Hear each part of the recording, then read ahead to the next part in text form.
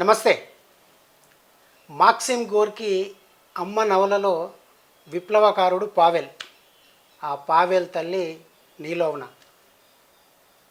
అలాంటి అమ్మల ఉమ్మడి వరంగల్ జిల్లా చిట్యాల మండలం వెలిచాల గ్రామంలో ఒక అమ్మ ఉంది. ఆ అమ్మ పేరు కనకవ్వ. ఆ కనకవ్వ అందించిన పావెళ్ళు ముగ్గురున్నారు. Gajarla Sarayya alias Azad, Gajarla Ravi alias Ganesh, Gajarla Ashok alias Aitu. ఈ ముగ్గురిలో ఇద్దరు ఇప్పుడు అమరులు. మిగిలింది ఒక అశోక్. అనారోగ్య కారణాలతో కొద్ది సంవత్సరాల క్రితం ఆయన బయటకు వచ్చారు, రాజకీయ క్షేత్రంలో ఉన్నారు. ఇటీవలనే గాజర్ల రవి అలియాస్ గణేష్ రంపచోడవరం ఏరియాలో జరిగిన ఒక ఎన్కౌంటర్లో అమరుడయ్యారు. సో ఒక్క కుటుంబం నుంచి ఒక్క విప్లవకారుడు ఉండడం ఈ పరిస్థితుల్లో, ఇప్పుడున్న పరిస్థితుల్లో అరుదు. కానీ ఒకే కుటుంబం నుంచి ముగ్గురు విప్లవకారులు ఉండడం, అందులో ఇద్దరు అమరులు కావడం ఒక సాధారణ విషయం కాదు. గాజర్ల కుటుంబం గురించి, కుటుంబ నేపథ్యం గురించి, ముగ్గురు అన్నదమ్ములు విప్లవోద్యమ బాట పట్టడానికి, ప్రజల కోసం ప్రాణాలు ఇవ్వడానికి ఎందుకు సిద్ధం కావాల్సి వచ్చింది, దాని వెనుక తెర వెనుక ఉన్న కథ ఏంటి, దానికి దారితీసిన పరిస్థితులు ఏంటి, ప్రస్తుతం రాజకీయాలలో గాజర్ల అశోక్ పరిస్థితి ఏమిటి, భవిష్యత్తు వ్యూహాలు ఏమిటి, ఈ విషయాలన్నీ మనం గాజర్ల అశోక్ని అడిగి తెలుసుకుందాం. అన్న నమస్తే. నమస్తే అన్న. నిజంగా ఒక విషాద సందర్భంలో మిమ్మల్ని కలవాల్సి వచ్చింది. అయినా కానీ ఒక విధంగా విప్లవోద్యమం బాట పట్టిరంటేనే ఇంటి దగ్గర ప్రాణాలను వదిలిపెట్టి ప్రజల కోసం బయలుదేరినట్టు. కాబట్టి తాత్కాలికంగా మనకు ఆ భౌతికంగా ఒక వ్యక్తిని కోల్పోవడం బాధ కలిగించిన, వాళ్ళు చేసిన త్యాగాలు మనల్ని ఎప్పుడూ ముందుకు నడిపిస్తాయి. సో ఏం చెప్తారు మీ కుటుంబం గురించి? ఒక కుటుంబం నుంచి ముగ్గురు సోదరులు ప్రజల కోసం త్యాగం చేయడం కోసం వెళ్ళడానికి దారితీసిన పరిస్థితులు ఏంటి? అదే మీరు చెప్పినట్టుగా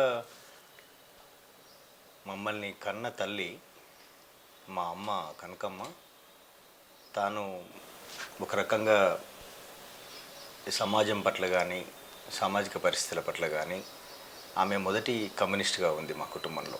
ఓకే. రష్యన్ రచయిత మాక్సిమ్ గోర్కీ రాసినటువంటి అమ్మ నవల గురించి మీరు చెప్తుంటే నాకు నా చిన్ననాటి జ్ఞాపకాలు పొరల నుంచి నాకు గుర్తుకొస్తున్నది ఏంటంటే, అమ్మ నవలని మా అన్నయ్య ఆజాదు అమ్మల నవల చదివి అమ్మ గురించినటువంటి ఆమె గొప్ప త్యాగాన్ని, ఆమె ఆదర్శాలన్నింటినీ కూడా మా అమ్మతో చర్చించేవాడు. మా అమ్మతో చర్చించి, అమ్మ రష్యాలో అక్కడ పీడిత ప్రజల విముక్తి కోసం ఒక విప్లవం జరిగింది, ఆ విప్లవంలో ఎంతోమంది విప్లవకారులను కానటువంటి తల్లులు కూడా గొప్ప గొప్ప త్యాగాలు చేసిండ్రు. ఆ త్యాగాలు చేసినటువంటి దాంట్లో ఇట్లా గోర్కీ రాసినటువంటి అమ్మ అనేటువంటి ఒక నవల చరిత్రగా వచ్చింది. ఈ చరిత్రలో అమ్మ చేసినటువంటి పాత్ర, ఆమె చేసినటువంటి త్యాగం, ఆమె చేసినటువంటి స్ఫూర్తి ఏదైతే ఉందో అది ఎట్లా ఉందని మా అమ్మతో చర్చించేవాడు ఆయన. మా అమ్మ చిన్నప్పటి నుంచి వెళ్ళి సహజంగానే మాకు నేర్పిన ఏదైతే ఆదర్శాలు ఉన్నాయో దానికి తోడు విప్లవం చేస్తున్నప్పుడు, విప్లవం చేసే క్రమంలో అమ్మ పాత్ర ఎలా ఉంటుందనే విషయాన్ని మా అమ్మతో చర్చించడం ద్వారా పరస్పరం వీళ్ళ చైతన్యాన్ని, వీళ్ళ ఆదర్శాలని ఒకరొకరు ఎప్పటికప్పుడు నవల మీద చర్చ చేసేవాడు.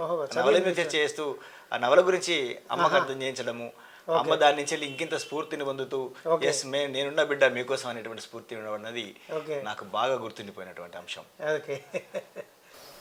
ఆమె ఏదైతే ఒక ఆదర్శవంతమైన జీవితాన్ని గడుపుతూ తాను మాకు ఇస్తున్న పాలతో, ఉగ్గు పాలతో పాటుగా తను ఒక సామాజిక బాధ్యతను, ఒక ఆదర్శాలను మా అమ్మ మాకు నేర్పుతూ వచ్చింది. సహజంగానే తన చుట్టూ ఉన్న పరిస్థితుల పట్ల బాగా స్పందించగలిగినటువంటి తల్లి.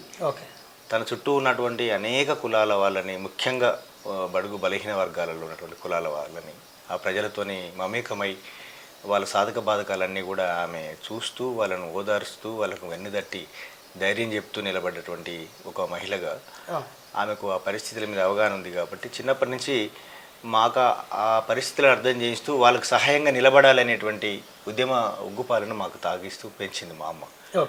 కాబట్టి ఆమె మాకు ఆదర్శం. ఆమె ఏ ఆశయాలు అయితే మాకు నేర్పిందో ఆ ఆదర్శాన్ని మేము పుణుకుపుచ్చుకున్న వాళ్ళుగా మేము పెరుగుతున్న కొద్దీ, మా బాల్యంతో పాటుగా మా విద్యార్థి జీవితంలో పెరుగుతున్న కొద్దీ మేము ఆ పరిస్థితులు మా చుట్టూ ఉన్న పరిస్థితులని సామాజిక పరిస్థితులని అబ్జర్వ్ చేస్తూ చూస్తూ పెరుగుతున్నాం కాబట్టి ఓకే. ఎక్కడైతే మన గ్రామీణ ప్రాంతాల్లో మనం పుట్టి పెరిగిన దగ్గర గ్రామాల్లో ఉన్నటువంటి పరిస్థితులు మనం అబ్జర్వ్ చేసినప్పుడు ఏంటంటే మన చుట్టూ ఉన్న గ్రామాల్లో కుటుంబాలు మనకు తెలిసిన పరిచయస్తులు వీళ్ళ మధ్యలో అంతరాలు కులపరమైనటువంటి వివక్షలు కానీ తర్వాత ఆర్థికపరమైనటువంటి అంతరాలు కానీ రాజకీయ పరంగా అసలు వాళ్ళకి అవకాశాలు లేని పరిస్థితి కానీ కొద్ది మంది మాత్రమే రాజకీయంగా అధికారాన్ని కలిగి ఉండి గ్రామాల్లో పెత్తనం చేయడం కానీ ప్రజల శ్రమను దోపిడీ చేయడం కానీ చూస్తుంటూ పెరిగినాం కాబట్టి మా అమ్మ నేర్పిన రాజకీయాలు లేదా అవగాహన ఏదైతే ఉందో మమ్మల్ని మొదటగా సమాజం గురించి ఆలోచించడం నేర్పింది. సమాజం గురించి ఆలోచిస్తూ చదువుతూ మేము పెరుగుతున్న క్రమంలో మాకు విద్యను అందించినటువంటి గురువులు కూడా సామాజిక అవగాహన పట్ల ఆ రోజుల్లో విద్య నేర్పినటువంటి గురువులు ఎవరైతే ఉన్నారో వాళ్ళు సామాజిక దృక్పథాన్ని సామాజిక అవగాహనని బాధ్యతని ముఖ్యంగా సామాజిక బాధ్యతను ఒకదాన్ని నేర్పుతూ వచ్చిండ్రు. అది రెండో మెట్టుగా మాకు సమాజం పట్ల ఒక విశాల అవగాహన పెంచుకునేందుకు ఒక దృక్పథాన్ని ఏర్పరచుకునేందుకు తోడ్పడ్డది. ఇంకా తర్వాత విద్యార్థి రాజకీయాల్లో మేము ఎప్పుడైతే ఇంటర్మీడియట్ స్థాయికి వచ్చిన తర్వాత అప్పుడు కొనసాగుతున్నటువంటి 80వ దశకంలో కొనసాగుతున్నటువంటి విద్యార్థి రాజకీయాలు ఏవైతే ఉన్నాయో అప్పుడప్పుడే రాడికల్ విద్యార్థి సంఘము ఇంకా ఇతరత్ర విద్యార్థి సంఘాలు ఎట్లయితే వస్తున్నాయో ఇవి అంటే మా జీవితాలకు దగ్గరగా లేదా మేము పుట్టి పెరిగిన ప్రాంతాల్లో ప్రజల జీవితాలకు దగ్గరగా రాడికల్ విద్యార్థి సంఘం రాజకీయాలు ఎప్పుడైతే చెప్పబడుతున్నాయో వాటిని చూసిన తర్వాత మాకు నిజంగానే మేము ఆలోచిస్తున్నది లేదా మా అమ్మ నేర్పింది మా గురువులు నేర్పింది మేము పరిశీలిస్తున్న విషయాలకు దగ్గరగా ఈ రాజకీయాలు ఉండడంతో సహజంగానే మేము ఆ రాజకీయాల వైపు ఆకర్షితులమైనము. ఆ రాజకీయాల్ని మేము సొంతం చేసుకున్నాము. ఆ రాజకీయాల ద్వారా మాత్రమే ఈ సమాజంలో మార్పు తీసుకురాగలుగుతామని నమ్మి మేము ఆ దారిలో నడవడం జరిగింది. మీరు ఐదుగురిలో ముగ్గురిని ఉద్యమానికి ఇచ్చిందమ్మ. ఆజాద్ ఎట్లా పోవాల్సి వచ్చింది ఉద్యమంలో? ఆజాద్ ఎప్పుడైతే 80వ దశకంలో ఆయన విద్యార్థి దశలో విప్లవ రాజకీయాల వైపు ఆకర్షితుడై విద్యారంగం నుంచి కుటుంబ బాధ్యతను తను ప్రధానంగా మోయాల్సి వచ్చినప్పుడు కుటుంబంలో మా పెద్దన్న అనారోగ్యంతో ఇంటి దగ్గర చనిపోయారు. రెండో అన్న సింగరేణి ఉద్యోగం వచ్చి తను అటువైపు మంచిర్యాల వైపు వెళ్ళిపోయారు.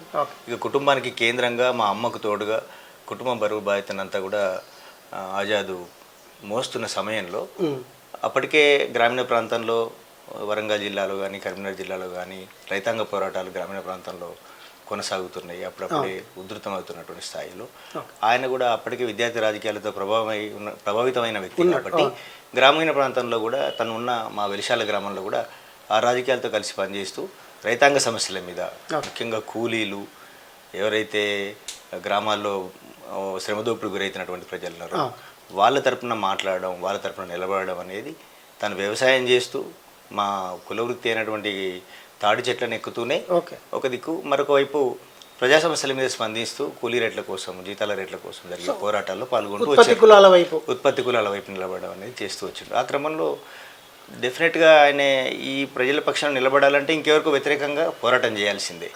ఇంకెవరు అంటే ఎవరు? గ్రామాల్లో ఉన్నటువంటి పెత్తందారులు భూస్వాములు ఎవరైతే ఉన్నారో వాళ్ళు ఆధిపత్య కులాలుగా ఉన్నటువంటి వాళ్ళు లేదా ఆధిపత్యాన్ని రాజకీయ ఆధిపత్యాన్ని కలిగి ఉన్న వాళ్ళు ఎవరైతే ఉన్నారో వాళ్ళకు అనుకూలమైన కొంతమంది పెత్తందారులను దగ్గర పెట్టుకొని మొత్తం గ్రామాలని కంట్రోల్ చేసి ప్రజల్ని అణిచిపెడుతున్నటువంటి పరిస్థితులు ఉన్నాయి. వాటి మీద స్పందిస్తూ ఆయన అక్కడ పోరాటం ప్రారంభించిండు. అట్లా పోరాటం ప్రారంభించిన వెంటనే అప్పుడున్నటువంటి ప్రభుత్వాలు అక్కడ గ్రామాల్లో ఉన్నటువంటి రాజకీయ అధికారం నిర్వహిస్తున్నటువంటి వాళ్ళు ఎవరైతే భూస్వాములు ఉన్నారో పెత్తందారులు ఉన్నారో వాళ్ళ పక్షంలో ప్రభుత్వం వృత్తిగా వాళ్ళకి అనుకూలంగా మద్దతుగా నిలబడి ప్రభుత్వము ఆజాద్ మీద కానీ ఆజాద్తో పాటుగా ఎవరైతే ఈ భావజాలంతో పనిచేస్తున్నటువంటి మిత్రులు ఉన్నారో వాళ్ళందరి మీద రాజ్యం నిర్బంధం ప్రయోగించడం మొదలుపెట్టింది. ఈ నిర్బంధం ఏ స్థాయిలో కొనసాగింది అంటే గ్రామాల్లోకి వచ్చి పోలీసులు దొరికిన వారిని దొరికినట్టుగా కొట్టడము, ఇళ్లలో వస్తువులన్నీ చిందరవందర చేయడము, అసలు కుటుంబాలలో ఎవరు కనిపించినా టార్చర్ చేయడము. 80s 90s ఉన్నదంతా అల్లకల్లోలం. ఈ అల్లకల్లోల పరిస్థితులను చూస్తూ ఎప్పుడైతే ఈ పరిస్థితులు ఈ నిర్బంధ పరిస్థితులను చూసి వెనక్కి తగ్గడమా లేదంటే మనం మా అమ్మ నేర్పినటువంటి ఆదర్శ భావజాలము ఏదైతే ఉందో నలుగురు తోడ్పడాలనే లక్ష్యంతో ముందుకెళ్ళడం అనే ప్రశ్న ముందుకు వచ్చింది. అయితే తాను ముందుకెళ్లాలని నిర్ణయం తీసుకున్నాడు. ముందుకెళ్లాలని నిర్ణయం తీసుకున్న క్రమంలో నిర్బంధం ఇంకా ఇంకా ఇంకా ఇంకా విరుచుకుపడింది. ఎంతగా విరుచుకుపడిందంటే అసలు పోలీసులు మా ఇల్లు మొత్తం కూల్చేశారు.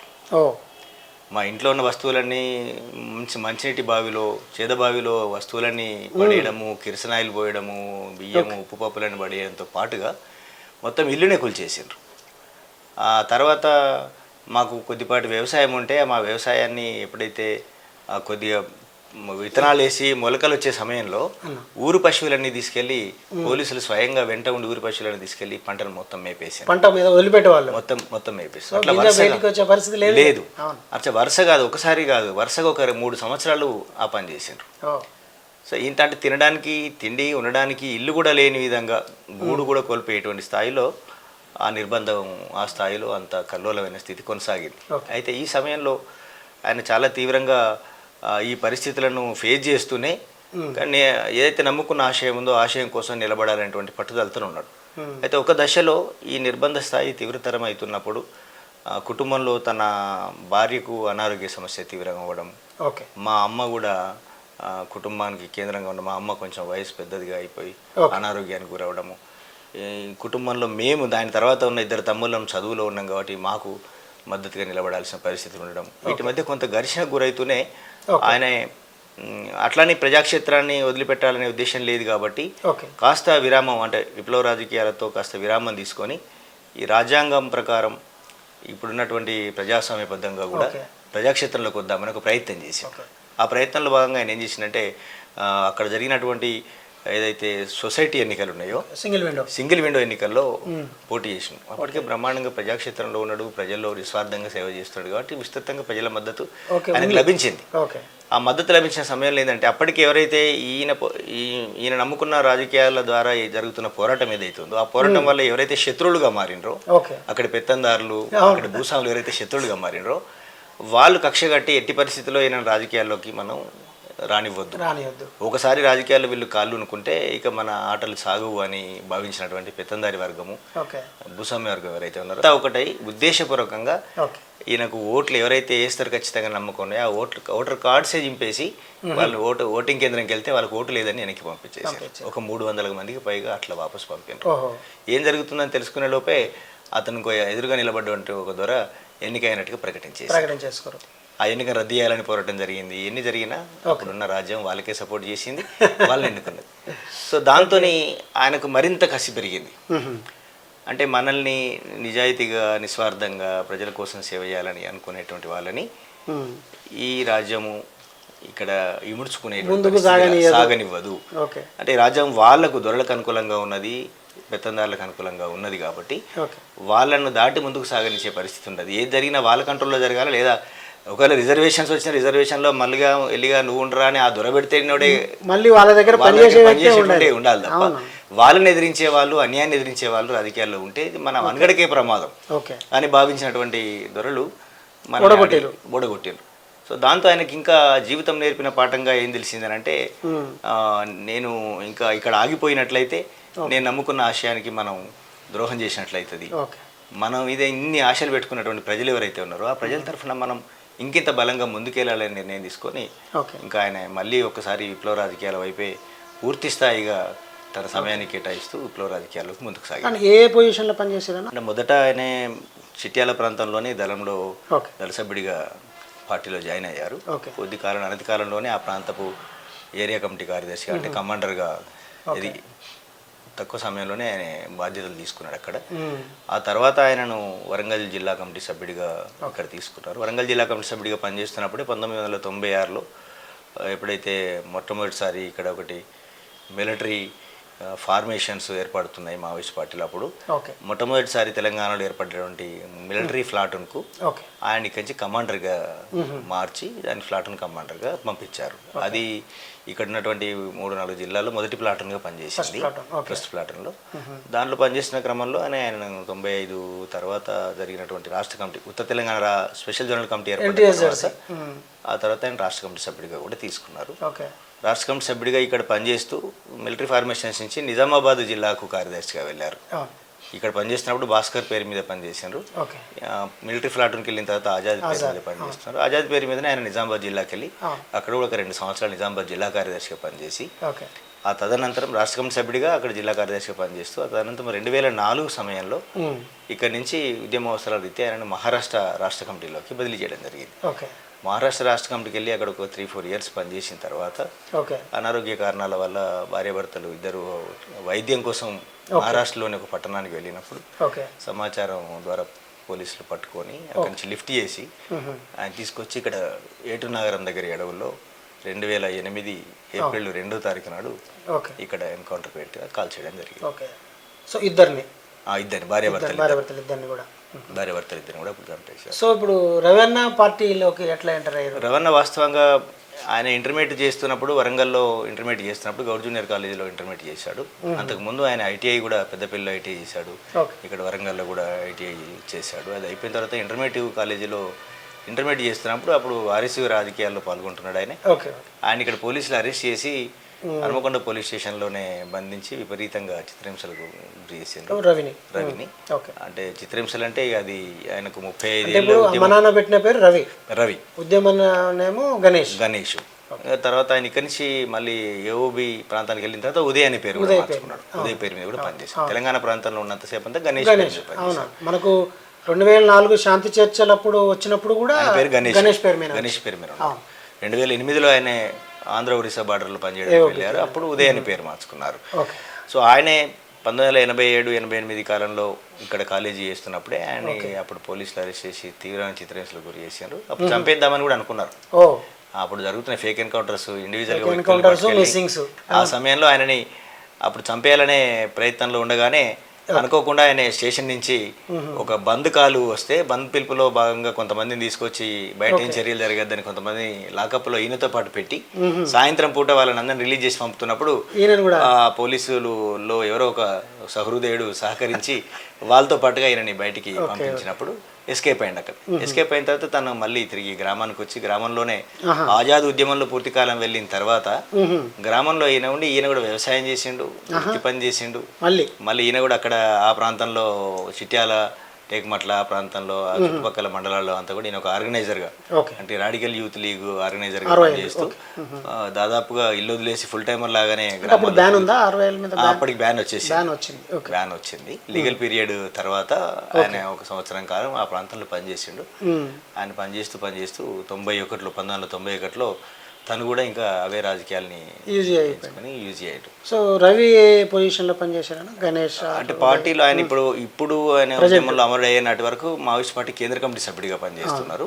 ఆంధ్ర ఒరిస్సా సెక్రటరీగా కూడా పనిచేస్తున్నారు. ఆయన ఇంటి దగ్గర నుంచి పార్టీలోకి వెళ్ళినప్పుడు మొట్టమొదటి ఏటనగరం దళ సభ్యుడిగా పార్టీలోకి వెళ్ళారు. ఏటనగరం దళ సభ్యుడిగా స్టార్ట్ అయ్యి అక్కడి నుంచి ఆ ప్రాంతంలోనే ఒక ఏరియా కమిటీ సభ్యుడిగా, కమాండర్గా, జిల్లా కమిటీ నాయకుడిగా, రాష్ట్ర కమిటీ సభ్యుడిగా కూడా ఆ ప్రాంతం నుంచి పనిచేశాడు. ఇక్కడ వరంగల్, కరీంనగర్, ఖమ్మం కేకేడబ్ల్యూ అనేటువంటి జిల్లా కమిటీకి కూడా ఆయన కొంతకాలం బాధ్యుడిగా జిల్లా కార్యదర్శిగా పనిచేశారు. ఆ తర్వాత 2008లో ఆయన ఇక్కడ రాష్ట్ర కమిటీ సభ్యుడిగా పనిచేస్తున్న సమయంలో ఆయన ఇక్కడి నుంచి పార్టీ ఉద్యమ అవసరాలు రీత్యా ఆయన ఆంధ్ర ఒరిస్సా బార్డర్కి ట్రాన్స్ఫర్ చేసి పంపించింది. అప్పటి నుంచి మొన్న అమరుడయ్యేంత వరకు కూడా దాదాపుగా ఒక 2008 అంటే ఒక 16 సంవత్సరాలుగా ఆయన ఆ ప్రాంతంలోనే పనిచేస్తారు. మొత్తంగా 30 years అబౌవ్ 35 సంవత్సరాలు 1991 స్టార్టింగ్లో జనవరిలో ఆయన ఉద్యమంలోకి వెళ్తే ఇప్పుడు తిరిగి ఆయన అమరుడై వచ్చేంత వరకు ఒక 35 సంవత్సరాలు ఉద్యమంలో పూర్తికాలం కార్యకర్తగా పనిచేస్తారు. సో ఇద్దరు అన్నల్ని అనుసరించి మీరు పోయిరా, లేకపోతే నిజంగానే మీకు ఆ చైతన్యం ఉండి వెళ్ళిరా? వాస్తవానికి ఉద్యమ ప్రభావము, అన్నల ప్రభావము నా మీద ఉంది. వాళ్ళు చైతన్యవంతంగా నిర్బంధాలను ఎదుర్కొని, కష్టాలను ఎదుర్కొని పనిచేస్తున్న తీరు అదంతా నాకు తప్పనిసరిగా ఆదర్శంగానే ఉంది. అయితే వాస్తవంగా ఆ సమయంలో 2 టాస్కులు ఉన్నాయి. ఒకటేమో యువకులుగా ఉన్నాము, విద్యార్థులుగా పనిచేస్తున్నాము, ఇక్కడ విద్యార్థి సంఘ రాజకీయాలు కూడా చూస్తున్నాం వరంగల్లో, కాబట్టి ఉత్సాహంగా ఉద్యమంలో పనిచేయాలనేది ఒకవైపు. రెండో వైపు ఆజాద్ అన్నకు సంబంధించి ఆయన భార్య ఇంటి దగ్గర ఉండగా అనారోగ్యంతో చనిపోయి 2 పిల్లలు ఉన్నారు ఆయనకి. ఆ 2 పిల్లలు పెద్దన్నయ్య దగ్గరనే చేరి ఉంటున్నారు, సమ్మన్న దగ్గర ఉంటున్నారు, రెండో అన్నయ్య దగ్గర. కాబట్టి ఆ పిల్లల బాధ్యత కూడా ఒకటి ఉన్నది. ఈ రెండింటి మధ్య కొంత ఆలోచిస్తూ బ్యాలెన్స్ అయ్యి కొంత ఇంటి దగ్గర కుటుంబం దగ్గరే ఉండి పిల్లలకి అన్నకి సపోర్ట్గా ఉండాలనేది కూడా కొంత నా మనసులో బలంగానే ఉండింది. ఓకే. కానీ పరిస్థితులు ఎలా వచ్చినాయి అంటే నేను ఇక్కడ హన్మకొండలో ఐటీఐ చేస్తున్న సమయంలో పోలీసులు ఆల్రెడీ నన్ను కూడా టార్గెట్ చేసి మనల్ని లిఫ్ట్ చేయాలి, అరెస్ట్ చేయాలనో లేదా ఇంకేదో చేయాలనే ప్రయత్నాలు మొదలైనవి. అది ఎంత దూరం వెళ్ళింది అంటే నేను ఐటీఐ ఎగ్జామ్స్ రాయడం కోసం వెళ్తే ఎగ్జామ్స్ సమయంలో నన్ను అరెస్ట్ చేయాలని పోలీసులు నా కోసం కాపు కాసిన పరిస్థితి ఉంది. ఎగ్జామ్స్ రాయడమే గగనంగా మారింది. ఇంకప్పుడు మా పెద్దన్నయ్య చాలామంది దగ్గరికి వెళ్ళి రిక్వెస్ట్ చేసి మీరు ఆ ప్రయత్నం చేస్తే ఆయన ఉద్యమంలోకి వెళ్ళిపోయే ప్రమాదం ఉంటుంది అనేది చేస్తే కష్టంగా అతి కష్టంగా ఎగ్జామ్స్ వరకు రాయనిచ్చాను. కానీ ఎగ్జామ్స్ పూర్తి అయిన తర్వాత కూడా నేను మంచిర్యాలలో అన్నయ్య దగ్గర ఉంటే అక్కడ స్టేషన్ కండిషన్ పెట్టాను నాకు. అక్కడ ఎవ్రీడే నేను అక్కడ మంచిర్యాలలో స్టేషన్కి వెళ్ళి ఆ స్టేషన్లో నేను ఉన్న ఈ రోజు ఇక్కడే ఉన్నా అనేది నేను చరిత్ర లేకపోయినా స్టేషన్కి వెళ్ళాలి. అక్కడ సిఐ దగ్గరికి వెళ్ళి రోజు కనిపించిపోవాలి. దానికోసం నేను మంచిర్యాలలోనే ఒక మెకానిక్ షాప్లో అంటే ఒక టీవీఎస్ షోరూంలో ఒక మెకానిక్గా జాయిన్ అయ్యి ఆ మెకానిక్ వర్క్ చేస్తూ ప్రతిరోజు నేను అక్కడికి వెళ్ళి స్టేషన్లో ముందు కనిపించి ఆ తర్వాత నేను మెకానిక్ షాప్కి వెళ్ళి మెకానిక్ వర్క్ చేసుకుని మళ్ళీ ఇంటికి రావాల్సి వచ్చేది. అప్పుడు నేను బాగా ఆలోచించడం స్ట్రగుల్ అయ్యి ఎందుకు మరి మనం ఏ నిర్ణయం చేసామని కుటుంబంతో కలిసి పిల్లలకు సపోర్ట్గా నిలబడదామన్నా ఈ నిర్బంధం కొనసాగుతున్నది. అప్పటికి పెద్దన్నయ్య మీద కూడా ఆ నిర్బంధం కొనసాగుతూనే ఉన్నది. ఇంకా అప్పుడు ఆలోచించుకొని ఈ పరిస్థితుల్లో ఈ స్టేషన్ కండిషన్స్ రేపు ఎక్కడైనా ఏదైనా అనుకోని సంఘటన జరిగినప్పుడు మనల్ని ఏం చేస్తారో తెలియని పరిస్థితులు. దీనికంటే ఈ ఊరికే బయట ఉండి చనిపోవడం కంటే మనం చావు కంటే ఉద్యమ బాటలో కొనసాగి 10 మందికి పూర్తికాలం జీవితాన్ని అర్పిస్తూ పనిచేయడం బెటర్ కదా అనిపించింది. కాబట్టి నేను 92లో ఎగ్జామ్స్ పూర్తి అయిన తర్వాత 1992లో నేను కూడా పూర్తికాలం కార్యకర్తగా ఉద్యమంలోకి వెళ్ళాను. సో అంత చైతన్యంతో పోయిన వాళ్ళు బయటికి ఎందుకు రావాల్సి వచ్చింది? నేను చివరి కాలంలో అంటే 1900 ఎన్ని రోజులు పనిచేసి నేను 24.5 సంవత్సరాలు దగ్గర 25 సంవత్సరాలు 1992 ప్రారంభంలో వెళ్తే నేను 2015 చివరిలో డిసెంబర్ చివరిలో నేను ఉద్యమం నుంచి బయటికి రావడం జరిగింది. నేను మొట్టమొదటి ఉద్యమంలోకి వెళ్ళినప్పుడు వరంగల్ పట్టణంలోనే ఇక్కడ సిటీ ఆర్గనైజర్కు తోడుగా ఒక ఫుల్ టైమర్గా పనిచేసే విధంగా ఇక్కడికి రావడం జరిగింది. ఆ తర్వాత కొంతకాలం తర్వాత నన్ను ఇక్కడ పూర్తికాలం ఆర్గనైజర్గా నియమించింది పార్టీ. ఇక్కడ విద్యార్థి రాజకీయాల్లో పనిచేస్తూ ఆ తర్వాత కొంతకాలానికి మళ్ళీ యూత్ విభాగానికి ఇన్ఛార్జిగా మార్చారు. ఈ చుట్టుపక్కల కాజీపేట ఈ చుట్టుపక్కల ఉన్నటువంటి గ్రామాల్లో నేను ప్రధానంగా ఆర్గనైజర్గా పనిచేశాను. ఇక్కడ కూడా నిర్బంధం కాజీపేట సేవగా చేశాను. ఇది ఇక్కడ కూడా నిర్బంధం అప్పుడు 1994-95 వరకు ఇక్కడ ఉన్నాను. 92 నుంచి 95 వరకు కూడా ఇక్కడ సిటీలో ఆర్గనైజర్గా పనిచేయడం జరిగింది. Hanamkonda city, Warangal city, try సిటీలో పనిచేస్తున్న క్రమంలో ఇక్కడ నిర్బంధం బాగా పెరిగి ఆర్గనైజర్స్ అంతా ఎక్స్పోజ్ అయిపోయి వరుసగా ఇక్కడ కూడా ఎన్కౌంటర్లు జరుగుతున్నాయి. ఆ సమయంలో పార్టీ నిర్ణయం తీసుకొని ఎక్స్పోజ్ అయిన నాయకత్వాన్ని పట్టణం నుంచి ట్రాన్స్ఫర్ చేయడంలో భాగంగా తిరిగి నన్ను ఇక్కడి నుంచి గ్రామీణ ప్రాంతానికి రూరల్ ఏరియాకు షిఫ్ట్ చేయడం జరిగింది. అట్లా నేను 1995లో ఇక్కడ పాలకుర్తి ఏరియాలో పనిచేస్తున్నటువంటి దళంలోకి సభ్యుడిగా వెళ్ళడం జరిగింది. ఇంకా ఆ తర్వాత నేను ఇక్కడ నుంచి ఈ ప్రాంతంలో అంటే ఇక్కడ జనగామ, చేర్యాల, నర్మేట, స్టేషన్ గన్పూరు, పాలకుర్తి, ఇటు వర్ధన్నపేట వరకు, రాయపర్తి వరకు ఈ ప్రాంతాల్లో ఉన్నటువంటి దళాలో వరుసగా ఒక 5-6 సంవత్సరాలు పనిచేశాను. 2000 సంవత్సరంలో అప్పుడు జరిగినటువంటి పార్టీ ప్లీనరీలో నన్ను జిల్లా కమిటీ సభ్యుడిగా తీసుకోవడం జరిగింది, డీసీఎంగా. ఆ తర్వాత ఇక్కడ మైదాన ప్రాంతాల్లో కూడా చాలా పార్టీకి నష్టాలు జరిగినాయి. అనేక మంది ఎన్కౌంటర్లో చనిపోవడం, కొంతమంది ఉద్యమం నుంచి వెళ్ళిపోయి సరెండర్ కావడం. ఈ పరిస్థితుల్లో నాయకత్వాన్ని, కొంతమందిని తెలంగాణలో ఉన్నటువంటి నాయకత్వాన్ని రక్షించుకోవడంలో భాగంగా ఇంకో ప్రాంతంలో ఉద్యమాన్ని విస్తరించడంలో భాగంగా కొంతమంది నాయకత్వాన్ని పార్టీ దండకారణ్యానికి తరలించింది. అందులో భాగంగా నేను కూడా 2001 ప్రారంభంలో దండకారణ్యానికి వెళ్ళడం జరిగింది. సో 10 ఏళ్ళు ఇక్కడ చేసిరు, తర్వాత అక్కడికి వెళ్ళాను. అక్కడికి వెళ్ళిన తర్వాత 2001 నుంచి 2008 చివరి వరకు మొత్తం డీకేలోనే బస్తర్లోనే పనిచేశాను.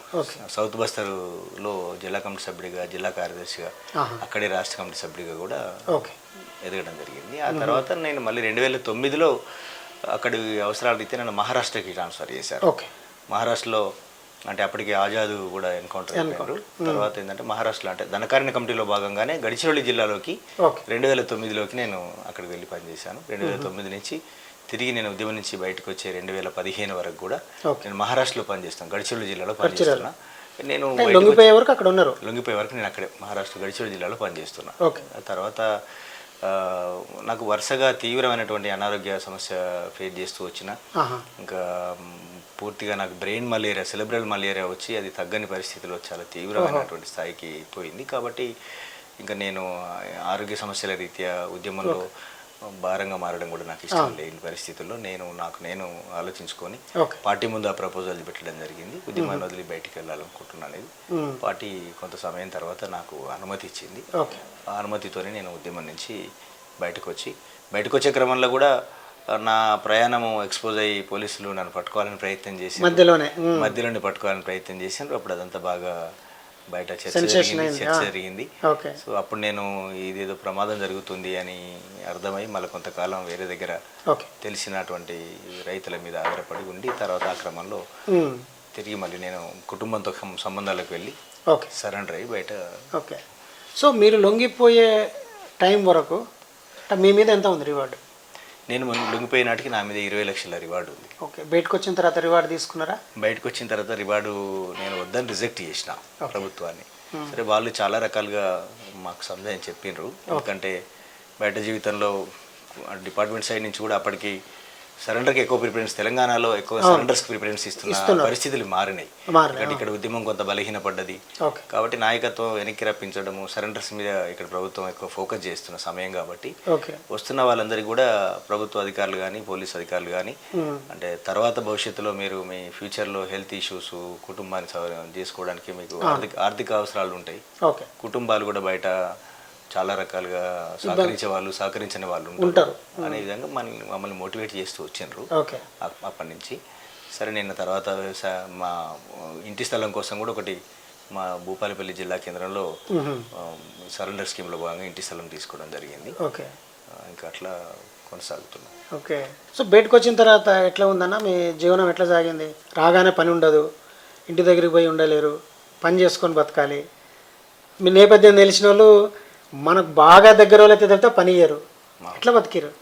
అంటే వాస్తవంగా నేను వచ్చిన తర్వాత 1 సంవత్సరంన్నర దాకా నేను తీవ్రమైన అనారోగ్య సమస్యను ఫేస్ చేసిన కాబట్టి కుటుంబం అంటే రావడమే అనారోగ్యంతో వచ్చినాము. వచ్చిన తర్వాత హాస్పిటలైజ్ అయ్యి ఒక 40-50 రోజులు పూర్తిగా హాస్పిటల్లోనే ఉండాల్సిన పరిస్థితి. ఆ తర్వాత కూడా ఆరోగ్యాన్ని కుదుటబడేందుకు నాకు ఒక 1.5 year పూర్తిగా సమయం పట్టింది. ఈ సమయం అంతా మా కుటుంబం నాకు అండగా నిలబడి, మా అన్నయ్య కుటుంబం పూర్తిగా నాకు అండగా నిలబడి నాకు అన్ని రకాల సేవలు అందిస్తూ నా ఆరోగ్యాన్ని కుదుటపడడానికి వాళ్ళు సర్వీస్ చేశారు నాకు పూర్తి స్థాయిలో. ఇంకా తర్వాత 1 సంవత్సరంన్నర 2 సంవత్సరాలు అయిన తర్వాత నేను ప్రభుత్వం నుంచి రావాల్సినటువంటి పునరావాసం కోసం ప్రయత్నం చేసిన. ఆ ప్రయత్నంలో భాగంగా ప్రభుత్వం నుంచి కొంత పునరావాస సహాయం అందింది. అట్లా నాకు ఒక హౌస్ సైట్ కూడా ప్రభుత్వం ఇచ్చింది.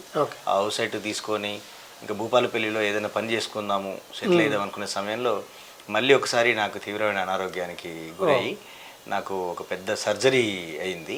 అంటే స్పైన్ ప్రాబ్లం వచ్చేసి డిస్లోకేట్ అయిన కారణంగా ఒక పెద్ద సర్జరీ, ఒక 7-8 లక్షల ఖర్చుతో హైదరాబాద్లో మేజర్ సర్జరీ. మళ్ళీ ఒకసారి తిరిగి ఒక 1 year వరకు పూర్తిగా నేను బెడ్ సిక్ అయిపోయిన పరిస్థితి ఏర్పడ్డది. ఈ మొత్తం కాలంలో కూడా దాదాపుగా ఒక 3.5-4 సంవత్సరాలు, దగ్గర 5 సంవత్సరాలు అనుకోవచ్చు. 5 సంవత్సరాల కాలం అంతా కూడా తీవ్రమైన అనారోగ్యం నన్ను వెంటాడుతున్నది. ఈ సమయం అంతా కూడా నాకు సపోర్ట్గా ప్రధానంగా నా ఫ్యామిలీ, నా మిత్రులు. నేను పాతకాలంలో నేను ఉన్నప్పుడు నా మిత్రులు, ఉద్యమంలో పనిచేస్తున్నప్పుడు ఎవరైతే బయట సహచరులుగా మిత్రులుగా ఉన్నారో వాళ్ళందరూ హార్దికంగా మద్దతు ఇచ్చి సహకరించి కూడా కుటుంబంతో పాటుగా వాళ్ళంతా చేయడం మూలంగా తిరిగి నేను ఆరోగ్యపరంగా కోలుకొని గత 4-5 సంవత్సరాలుగా కొంచెం నా కాళ్ళ మీద నేను నిలబడుతూ కొంత ఆర్థికంగా నిలదొక్కునే ప్రయత్నం చేస్తూ వస్తున్నాను. ఓకే. మావోయిస్ట్ సిద్ధాంతమే మనకు బ్యాలెట్కు వ్యతిరేకమైన సిద్ధాంతం. అంటే పార్లమెంటరీ రాజకీయాలకు పూర్తిగా విరుద్ధమైంది. మనం ప్రతి ఎన్నికల్లో చూస్తాం పోల్ బాయ్కాట్ నడుస్తుంది వాళ్ళది. సో అలాంటి ఒక ఉద్యమంలో 25 సంవత్సరాలు పనిచేసిన గాజర్ల అశోక్ రాజకీయాల వైపు ఎందుకు రావాల్సి వచ్చింది? ఒక్కటే కారణం అంటే నేను కొన్ని వ్యక్తిగత కారణాల మూలంగా, అనారోగ్య సమస్యల మూలంగా విప్లవోద్యమం నుంచి నేను బయటకు వచ్చాను. బయటకు వచ్చిన తర్వాత కూడా అంటే చిన్నప్పటి నుంచి మా బ్లడ్లో ఏదైతే మా అమ్మను ఊరిపోసినటువంటి సామాజిక బాధ్యత, మా గురువులు నేర్పిన సామాజిక బాధ్యత ఏదైతుందో అది నన్ను నిరంతరం ప్రశ్నిస్తున్నది. అనారోగ్యంలో ఉన్నప్పుడు కూడా నన్ను ప్రశ్నిస్తున్నది. నా చుట్టూ ఉన్న పరిస్థితులు ఇక్కడ ఏం బాగాలేవు. నా చుట్టూ ఉన్న పరిస్థితులు బాగలేవు అనేటువంటి స్థితి నన్ను నిరంతరం ప్రశ్నకు గురి చేస్తున్నది. ఓకే. ఎట్లా నువ్వు అంటే నీలో ఉన్నటువంటి ఒక ఉద్యమకారుడు, సామాజిక ఉద్యమకారుడు ఊరికే చూస్తూ ఈ పరిస్థితులను చూస్తూ ఉండిపోవడమేనా అనే ప్రశ్న నన్ను తొలుస్తున్నది ఇక్కడ కూడా. ఓకే. సరే, ఆరోగ్యపరంగా కుటుంబ సపోర్ట్తోని, కొంతమంది మిత్రుల సపోర్ట్తోని కొంత కోలుకున్న తర్వాత నేను నా సహచరి కలిసి మేము జీవనం చేస్తున్న సమయంలో అంటే ముఖ్యంగా ఇక్కడ నేను బయటికి రావడం కంటే ఒక సంవత్సరం బిఫోరు, దాదాపుగా సంవత్సరం 2 సంవత్సరాల బిఫోరు తెలంగాణ ఏర్పడ్డది.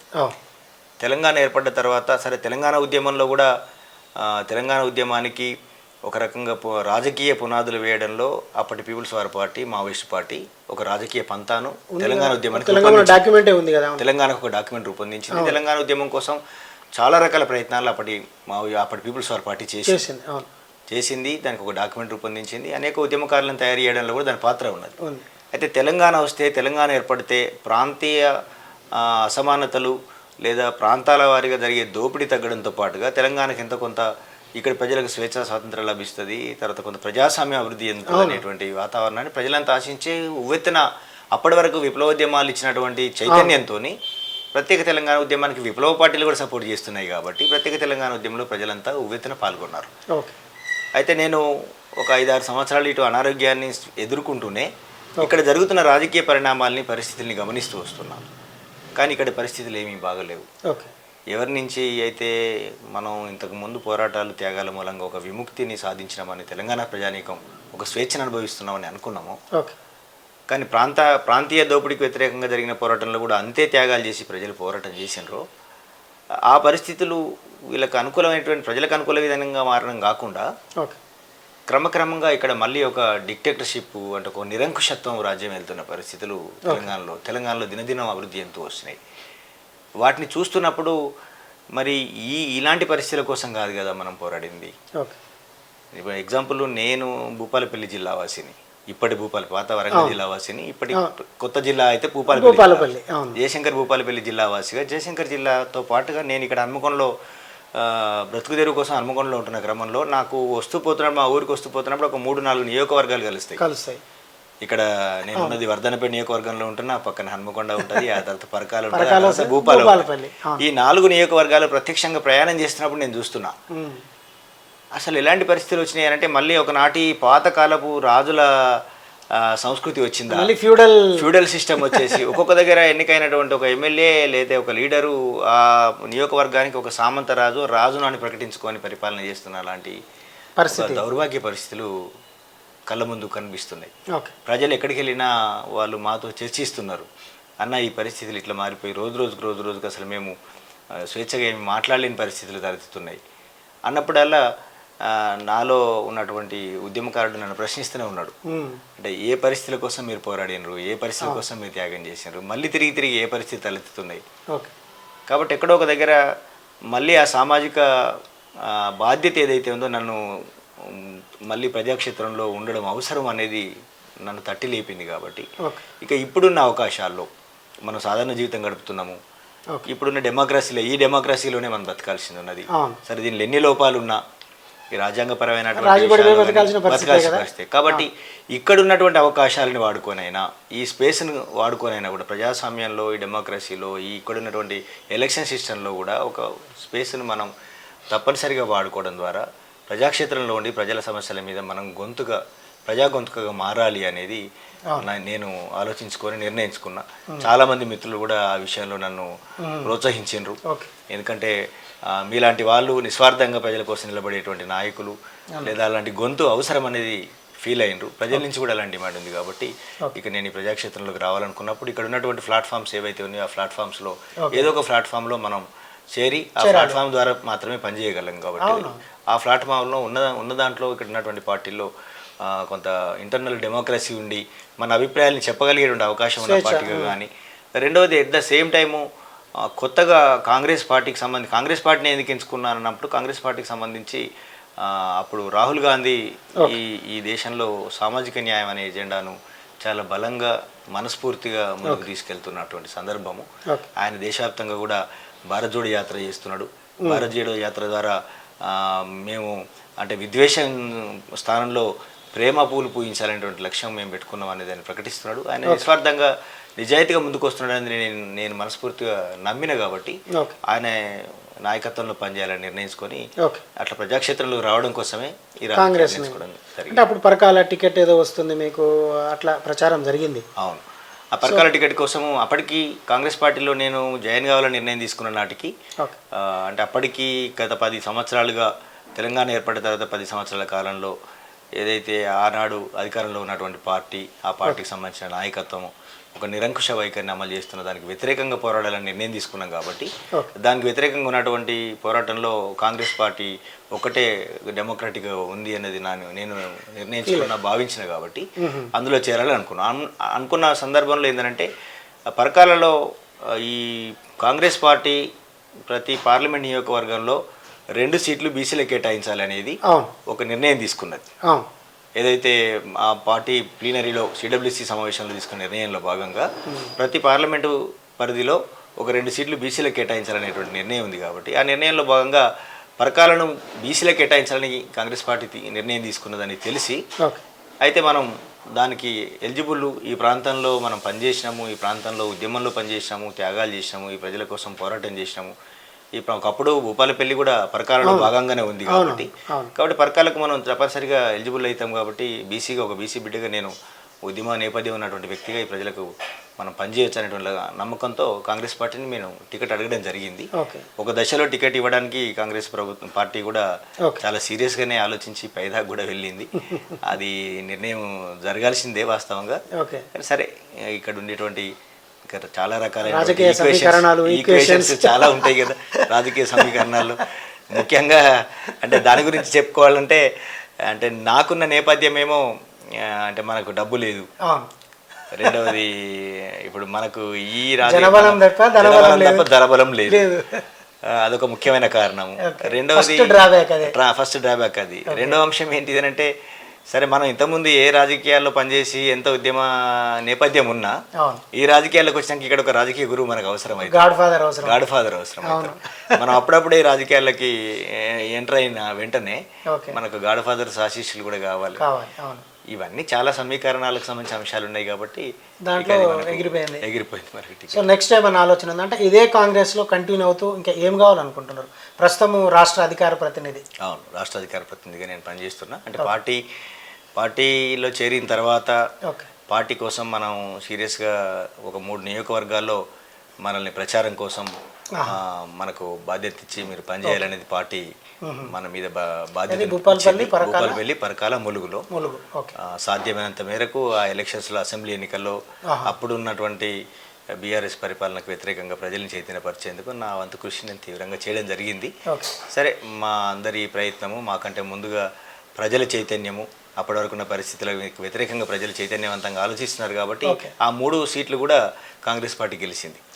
ఆ 3 సీట్లు పార్టీ గెలిచిన తర్వాత మన కృషిని గుర్తించి పార్టీ రాష్ట్ర అధికార ప్రతినిధిగా మనకు బాధ్యతలు ఇవ్వడం జరిగింది. సో రాష్ట్ర కాంగ్రెస్లో కొనసాగుతూనే నేను ఇప్పుడు ఈ 2 సంవత్సరాలు దగ్గర 2 సంవత్సరాలు గవర్నమెంట్ ఏర్పడి జరుగుతున్నది. ఈ 2 సంవత్సరాల కాలంలో కూడా పార్టీకి సంబంధించినటువంటి వివిధ కార్యక్రమాల్లో నిరంతరం నా కాంట్రిబ్యూషన్ చేస్తూ వస్తున్నా. ఏ అవకాశం వచ్చినా తప్పనిసరిగా ఒక ప్రజాప్రతినిధిగా నిలబడి పనిచేస్తూ ప్రజల కోసం పూర్తి స్థాయిలో అంకితం కావాలనేది లక్ష్యం. ఒకవేళ అవకాశాలు వచ్చినా రాకపోయినా ఒక రాజకీయ పార్టీలో చేరినటువంటి నాయకుడిగా ప్రజల గొంతుకగా నిలబడుతూ చివరి వరకు పనిచేయాలనేది లక్ష్యం. అయితే ఇప్పుడు కేంద్ర ప్రభుత్వము ముఖ్యంగా హోంమంత్రి అమిత్ షా మళ్ళీ ఉద్యమం దగ్గరకు వస్తున్నా నేను 2026 మార్చి 31 వరకు భారతదేశాన్ని దండకారణ్యాన్ని మావోయిస్టు విముక్తి చేస్తామన్నది ఒక ప్రకటన చేశారు. దానికోసం ఆపరేషన్ కగారు జరుగుతుంది. ఒక మాజీ మావోయిస్టు పర్స్పెక్టివ్ నుంచి ఒక కాంగ్రెస్ అధికార ప్రతినిధి హోదాలో మీరు ఏం చెప్పగలుగుతారు ఇప్పుడు జరుగుతున్న దాడి మీద? ఆపరేషన్ కగారు అనేది కాంగ్రెస్ పార్టీ ఇక్కడ తెలంగాణ ప్రాంతంలో ఉన్నటువంటి మా రాష్ట్ర అధ్యక్షుడు, పిసిసి అధ్యక్షుడితో సహా వేరు వేరు సందర్భాల్లో మా ప్రభుత్వంలో ఉన్నటువంటి నాయకులు ముఖ్యమంత్రితో సహా శాంతి చర్చల కోసం ముందుకు వచ్చినటువంటి శాంతి చర్చల కమిటీ కూడా మా ముఖ్యమంత్రి గారిని కలవడం జరిగింది. వారితో ఈ విషయాన్ని ప్రస్తావించడం జరిగింది. కాంగ్రెస్ పార్టీ కూడా ఒక స్టాండ్ తీసుకున్నది. నేషనల్ లెవెల్లో కూడా దీని మీద చర్చ జరుగుతున్నది. దీని మీద స్టాండ్ ఒక దాని మీద డిస్కషన్ చేయడం కోసము క్లియర్ కట్గా కాంగ్రెస్ పార్టీ ఏం చెప్తున్నదంటే వాళ్ళు శాంతి చర్చలకు సిద్ధమని మావోయిస్టులు ప్రకటించారు. ప్రకటించినప్పుడు ఆపరేషన్ కగార్ అనే దాన్ని తాత్కాలికంగా ప్రభుత్వం ఆపాలి. ఆపి వాళ్ళతో చర్చలు జరపాలి. చర్చలు జరపడం ద్వారా ఈ సమస్యను పరిష్కరించేటువంటి అవకాశం ఏ మాత్రం ఏర్పడినా ఈ మరణాలు ఆగుతాయి. ఈ మరణాలు అనేది ఆగడం అనేది అవసరమే. ఎందుకంటే వాళ్ళు మన బిడ్డలే కాబట్టి మరణాలు ఆగు. సరే వాళ్ళ లైన్తోని ప్రభుత్వానికి విభేదం ఉండొచ్చు. వాళ్ళు ఎంచుకున్న లైను సాయుధ పోరాటం అనే లైన్ మీద ప్రభుత్వానికి విభేదం ఉండొచ్చు. కానీ వాళ్ళు లేవనెత్తుతున్న అంశాలు ఇక్కడి డెమోక్రసీకి సంబంధించినటువంటి అంశాలే కాబట్టి ప్రజలకు సంబంధించిన అంశాలు ప్రజాస్వామ్యానికి పొసగని అంశాలు వాళ్ళు లేవనెత్తలేదు. లైన్ విషయంలో డిఫెక్ట్ ఉండొచ్చు. వాళ్ళు సాయుధ పోరాట పంతా ఎంచుకోకుండా ఒకవేళ ప్రజాక్షేత్రంలో ఉండి ఇంకేదైనా రూపంలో వాళ్ళు పోరాడినా ఈ ప్రభుత్వాల అంశాలని తప్పనిసరిగా పట్టించుకోవాల్సిందే, పరిష్కరించాల్సిందే. వాళ్ళ ఆశయాన్ని వాళ్ళ సిద్ధాంతాన్ని తప్పుపట్టే విధంగా ఏమీ లేదు పరిస్థితి. వాళ్ళ లైన్ విషయంలో ప్రభుత్వానికి వ్యతిరేకంగా చట్టానికి వ్యతిరేకంగా వాళ్ళు తుపాకులు బట్టి పోరాడుతున్నారు కాబట్టి ఆ విషయంలో తేడా ఉన్నది. సరే వాళ్ళు ఇప్పుడు మేము కాల్పుల విరమణ చేసి మేము ముందుకు వచ్చి ప్రభుత్వంతో చర్చిస్తాం, ప్రజా సమస్యల్ని మేము ఎజెండాగా పెట్టుకొని చర్చిస్తాం. ఆ చర్చలలో తేలిన దాన్ని బట్టి మా పోరాట పంతా విషయంలో కూడా మేము ఆలోచిస్తామన్నంత స్థాయిలో వాళ్ళ నుంచి పత్రికా ప్రకటనలు రావడాన్ని నేను కూడా గమనిస్తున్నా. దాని మీద స్పందిస్తూ ఇక్కడ కాంగ్రెస్ పార్టీ కానీ కాంగ్రెస్ అధినాయకత్వం కానీ ఇక్కడ ఉన్నటువంటి నాయకత్వం అంతా కూడా చాలా క్లియర్ కట్గానే ఆపరేషన్ కగార్ను నిలిపివేయాలి, వాళ్ళతో చర్చలు జరపాలి అనేటువంటి లైన్ తీసుకుంది. నేను అదే లైన్ కట్టుబడి ఉన్నా. ఆ లైన్ నేను కోరుతున్నా. ఎందుకంటే సరే వ్యక్తుల్ని నిర్మూలించడము, నాయకత్వాన్ని నిర్మూలించడం అనేది గతంలో కూడా జరిగింది. గతంలో కాంగ్రెస్ ప్రభుత్వ హయాంలో కూడా జరిగింది, అంతకంటే ముందు ప్రభుత్వాల హయాంలో కూడా జరిగింది. ఈ దాడులు చేయడం ఇదంతా జరిగింది. కాకపోతే ఇప్పుడు ప్రధానంగా ఎక్కడైతే ఈ ఎన్కౌంటర్స్ లేదా దాడులు జరుగుతున్నాయో అవన్నీ ఆదివాసీ ప్రాంతాలు.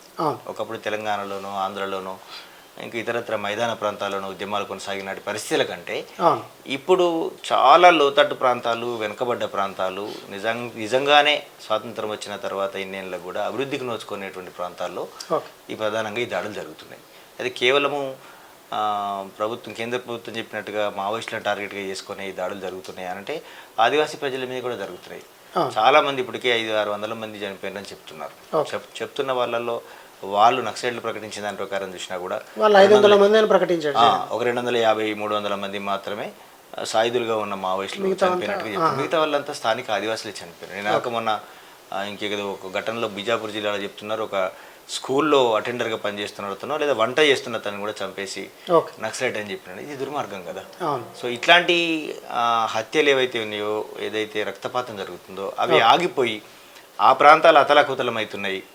ఒకప్పుడు 90ల కాలంలో 80ల కాలంలో ఇక్కడ తెలంగాణలో ఎలాంటి పరిస్థితులు ఉన్నాయి, అంతకంటే బీభత్స పరిస్థితులు ఉన్నాయి. ఎందుకంటే మీరు కూడా జర్నలిస్ట్గా మీకు అనుభవం ఉన్నది, మీరు కూడా ఇంతకుముందు రిపోర్టింగ్లో చూసింటారు. గతంలో 2005లో కూడా అక్కడ సల్వాజుడం అనే పేరు మీద ఆదివాసీ ప్రాంతాల్లో జరిగినప్పుడు పెద్ద ఊచకోత జరిగింది. ఒక 700 గ్రామాలని తగలబెట్టిండ్రు. 2000 మందికి పైగా చంపేసిన సందర్భాలు ఉన్నాయి. అంత గ్రామీణ ప్రాంతాల్లో గ్రామస్తులు. సో కనీసం ఆ ప్రాంతాల్లో ఆదివాసీ ప్రాంతాల్లో ఏదైతే ఇప్పుడు ఇంత పెద్ద ఎత్తున బాంబింగ్ జరుగుతున్నది, కూంబింగ్ జరుగుతున్నది, వేలాది బలగాలు చిన్న చిన్న గ్రామాల్లో కూడా పోలీస్ క్యాంపులు వేసి వాతావరణం ఉంది. ఇక్కడ ప్రజల జీవన విధానం అక్కడ అస్తవ్యస్తం అవుతుంది. కాబట్టి ఆ దృష్టికోణంతో చూసినప్పుడు కూడా ప్రభుత్వము వాళ్ళతో శాంతి చర్చలు నిర్వహించినట్లయితే ఆ సమస్యలన్నీ ఎజెండాకు వస్తాయి, చర్చ జరుగుతుంది. చర్చ జరిగిన తర్వాత ఇప్పుడున్న పరిస్థితుల్లో తెలంగాణ సమాజం కానీ నాకు అవగాహన మేరకు ఇతర రాజకీయ పార్టీలు కానీ కాంగ్రెస్ పార్టీతో సహా అన్ని పార్టీలు కూడా డెఫినెట్గా నక్సలైట్లను మనం విజ్ఞప్తి చేయొచ్చు, డిమాండ్ చేయొచ్చు. ఒకసారి శాంతి చర్చలకు వచ్చిన తర్వాత మీరు ఆ పంత విషయంలో ఆలోచించండి, ఈ సమస్యల పరిష్కారానికి ఇంకేదైనా మార్గంలో మీరు పోరాటం చేయండి అని అభిప్రాయం కలిగిన వాళ్ళందరూ కూడా వాళ్ళ మీద డిమాండ్ చేయొచ్చు, ఒత్తిడి చేయొచ్చు.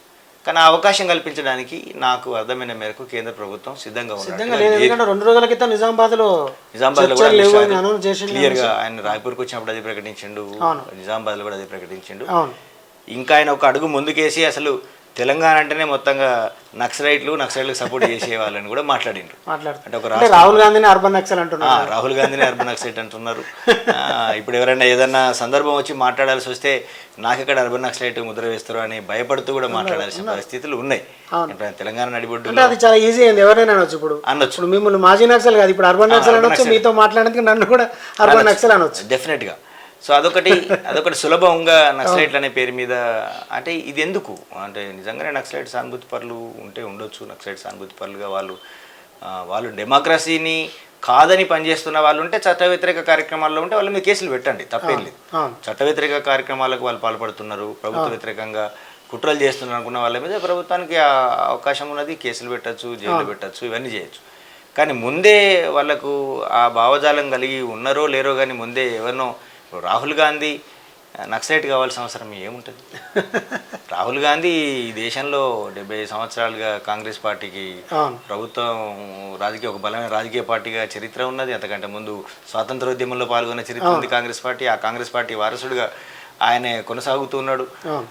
ఆయన వాళ్ళు రాహుల్ గాంధీ మాట్లాడుతున్నాను, నేను కాంగ్రెస్ పార్టీ తరఫు నుంచి మాట్లాడదలుచుకున్న అంశం ఏంటంటే, రాహుల్ గాంధీ చాలా స్పష్టంగా సామాజిక న్యాయం అనేటువంటి ఎజెండాని ఇవాళ ముందు పెడుతున్నాడు. ఈ సామాజిక న్యాయం అనే ఎజెండాలో ఆయనే దళితులు, అణగారిన కులాలు, బహుజన వర్గాలతో పాటుగా ఆదివాసీల మీద ఫోకస్ చేసి మాట్లాడుతున్నాడు ఆయన. ఇవాళ ఎక్కడైతే మణిపూర్ లాంటి చోట్ల ఊచకోత జరిగిందో ఆదివాసీల మీద ఊచకోత ఏందని అడిగిండు ఆయన. అంటే ఆయన ఒక రకంగా భారత్ జోడో యాత్రలో ఏంటంటే భారత్ జోడో న్యాయ యాత్ర అని కూడా మొదలుపెట్టి రెండో రౌండ్లో న్యాయ యాత్ర మొదలుపెట్టి ప్రధానంగా ఆదివాసీ ప్రాంతాల నుంచి ప్రయాణం చేసిండు ఆయన.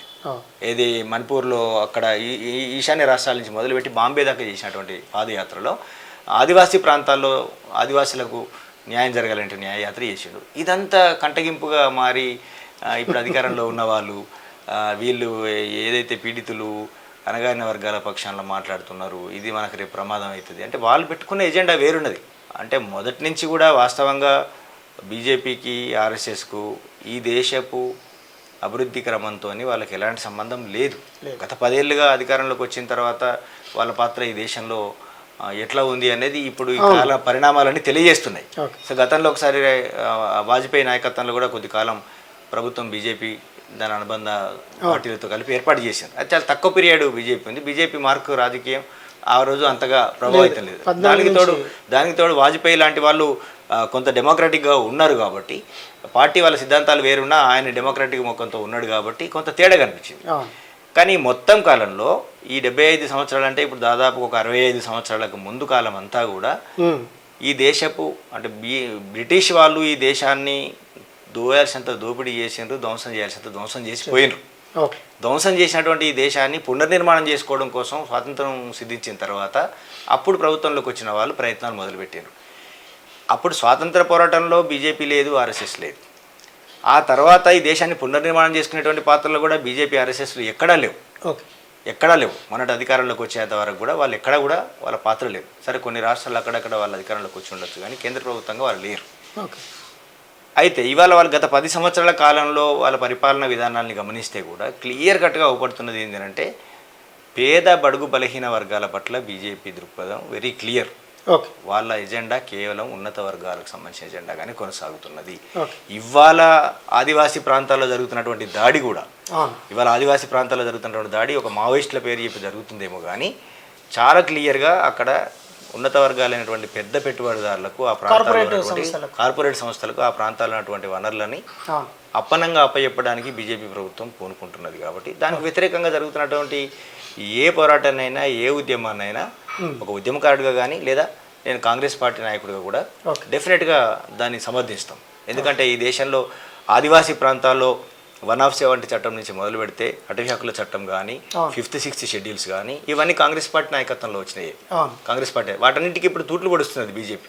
ఆదివాసీ చట్టాలన్నింటినీ పక్కన పడేసి గ్రామ సభకు వాల్యూ లేదు, 170కి లేదు. ఈ ప్రాంతాల్లో ఉన్నటువంటి ఏవైతే ఆదివాసీల సంరక్షణ కోసం రాజ్యాంగం కల్పించిన హక్కులు ఏవైతే ఉన్నాయో వీటిని మొత్తంగా కాళ్ళదన్నేసి వాటన్నిటిని పక్కన పడేసి అత్యంత వేగంగా కార్పొరేట్ ఎజెండాను అమలు చేయడానికి బీజేపీ ప్రభుత్వం, బీజేపీ పాలకులు పూనుకుంటున్నారు. అందులో భాగంగా ఎవరైతే ఇప్పుడు ఆదివాసీల పక్షంలో నిలబడి పూర్తి స్థాయిలో జీవితాన్ని అర్పితం చేసి పనిచేస్తున్నారో వాళ్ళకు మావోయిస్టులు కాబట్టి వాళ్ళు సాయుధ పోరాటానికి చట్టానికి వ్యతిరేకంగా పోరాడుతున్నారు కాబట్టి సాయుధ పోరాటం చేస్తున్నారు కాబట్టి ఆ పేరు మీద వాళ్ళ మీద చేస్తున్నటువంటి దాడి కేవలం వాళ్ళకే పరిమితం కాకుండా వాళ్ళ తర్వాత ఈ దేశంలో ఇంకెవరైనా ఆదివాసుల గురించి మాట్లాడే అవకాశం కూడా ఉండకుండా ఉండడానికి ముందుగానే సైమల్టేనియస్గా అటువైపునేమో మావోయిస్టుల మీద దాడి చేస్తున్నట్టుగా అనిపిస్తుంది, రెండో వైపునేమో సైమల్టేనియస్గా ఇంకెవరైనా మళ్ళీ ఆ విషయం మీద మాట్లాడే అవకాశం ఉండొద్దని అర్బన్ నక్సలైట్ పేరు పెట్టడం చేస్తున్నారు. కాబట్టి దానికి అర్బన్ నక్సలైట్ అని పేరు పెట్టడానికి రాహుల్ గాంధీకి ఆ పేరు పెట్టడానికి వాళ్ళు వెనక ముందు ఆడతలేరు. అంటే ఈ దేశంలో నిజంగా చెప్పాలంటే గత 10 సంవత్సరాల్లో ముఖ్యంగా డెమోక్రసీ ఇంకా పూర్తిగా కొనియబడుతున్న పరిస్థితి ఉన్నది. రాజ్యాంగపు విలువల్ని పూర్తిగా మంటగలుపుతున్న పరిస్థితి ఉన్నది. ఎవరైతే ప్రజా హక్కుల గురించి మాట్లాడే వాళ్ళు ఉంటారో వాళ్ళందరికీ ఒక హెచ్చరిక చేయదలుచుకున్నది బీజేపీ.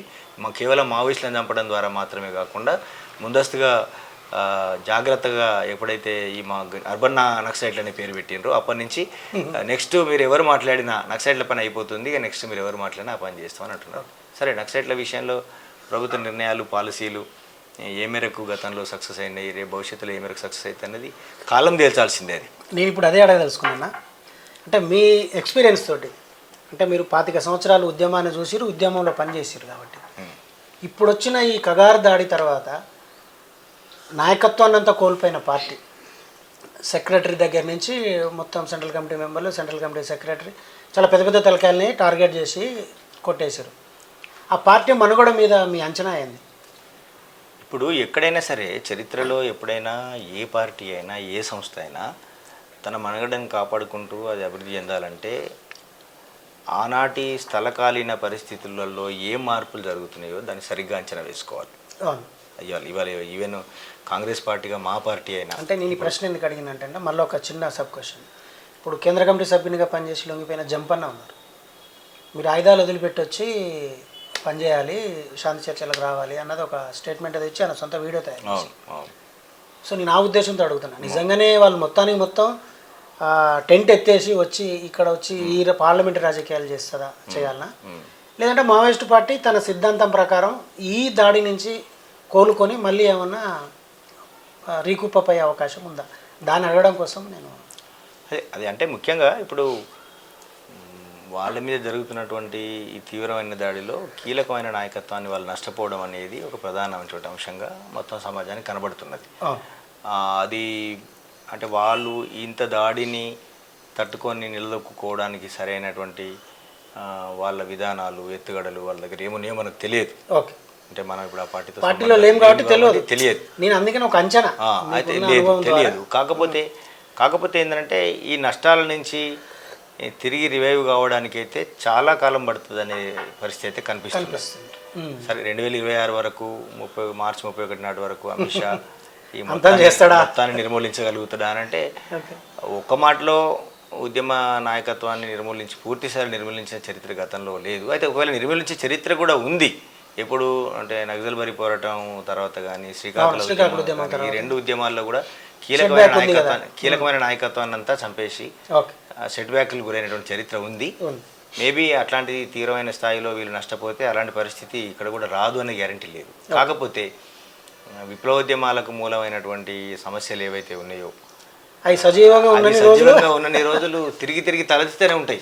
అది కామన్. అంటే సమస్యల పరిష్కారానికి ప్రభుత్వాలు చిచ్చుతో నిజాయితీతో పనిచేయకుండా దాని మీద ప్రశ్నించే విప్లవ నాయకత్వాన్ని చంపేస్తే ఉద్యమాలు వేరు. నేను కూడా అదే చెప్తున్నాను. ఉద్యమాలకు సంబంధించి చనిపోయినటువంటి అమరులు చెప్తున్నదైనా లేదంటే ప్రజలు కోరుకుంటున్నదైనా ఉద్యమకారులుగా మేము గమనించిందని కోరుకున్నదైనా ప్రశ్న బ్రతికే ఉంటుంది. ప్రశ్న బ్రతికి ఉండాల్సిందే.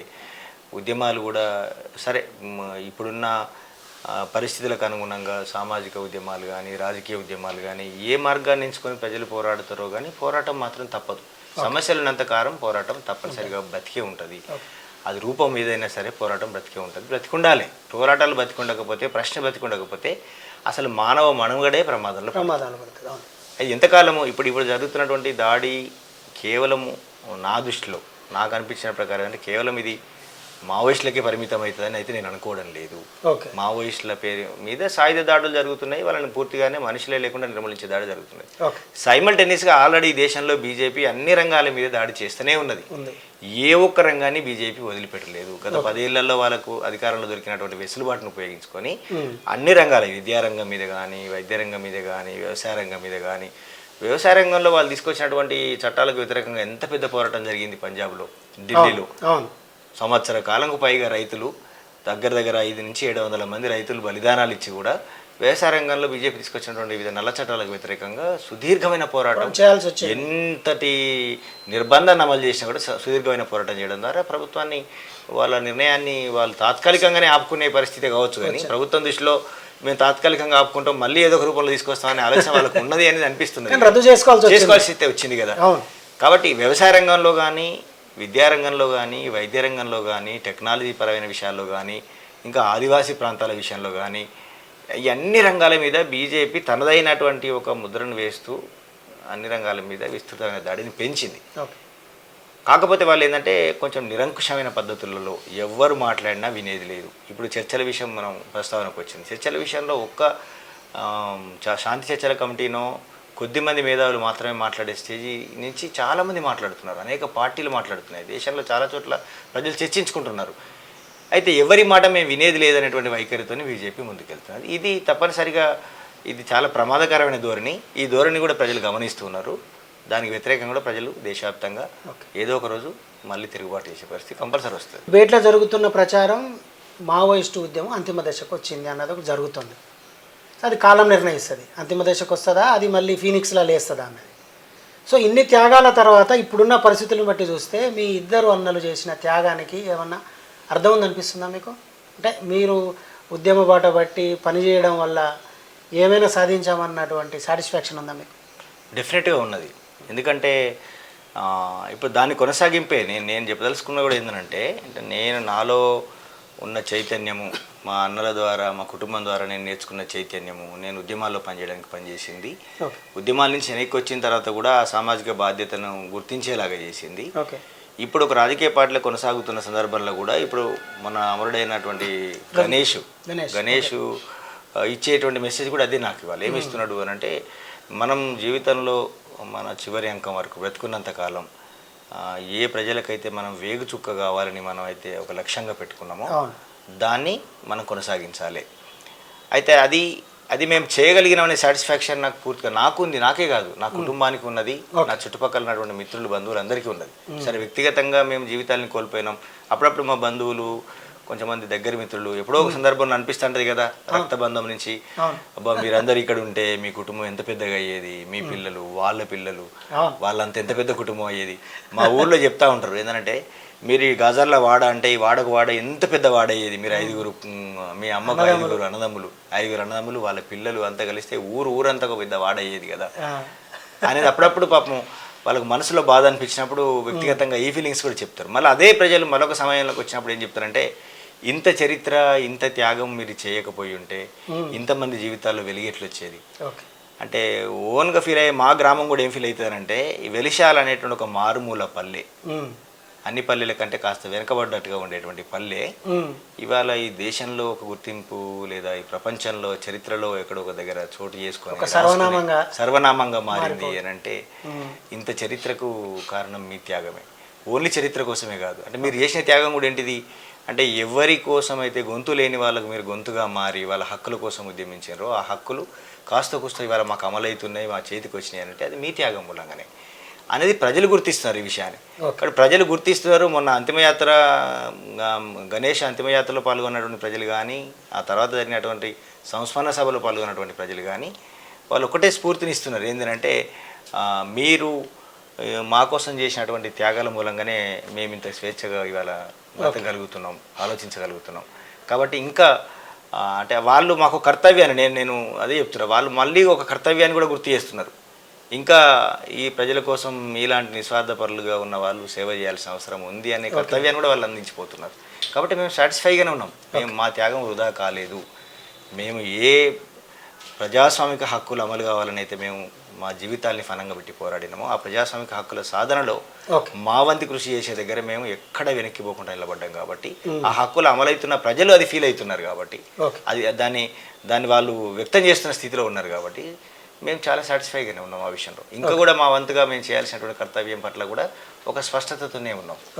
ఓకేనా, చివరిగా ముగించే ముందు, ఆజాద్, గణేష్ ఇద్దరు త్యాగం చేసి అమరులుగా మిగిలిపోయారు.